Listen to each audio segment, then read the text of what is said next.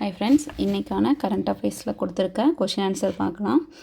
தமிழ்நாட்டில் போட்டித் தேர்வுகளுக்காக அறிமுகப்படுத்தப்பட உள்ள புதிய செயலியின் பெயர் என்ன? வெற்றி பாதை. வெற்றி பாதை செயலியை உருவாக்க ஒதுக்கப்பட்ட தொகை எவ்வளவு? 20 லட்சம்.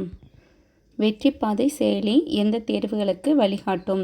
டிஎன்பிஎஸ்சி, யூபிஎஸ்சி மற்றும் பல போட்டித் தேர்வுகள். தமிழ்நாடு அரசு பெண் ஊழியர்களுக்கு 3வது குழந்தைகளுக்கான மகப்பேறு விடுப்பு எத்தனை நாட்களாக உயர்த்தப்பட உள்ளது? 365 நாட்கள். 31வது தென்மண்டல கவுன்சில் கூட்டம் எந்த மாநிலத்தில் நடைபெறுகிறது? தமிழ்நாடு. 31வது தென்மண்டல கவுன்சில் கூட்டத்திற்கு தலைமை வகிப்பவர் யார்? அமித்ஷா. தென்மண்டல கவுன்சிலில் இடம்பெறும் மாநிலங்களில் ஒன்று எது? தமிழ்நாடு.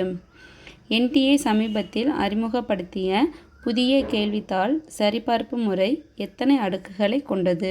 4 அடுக்குகளை கொண்டது.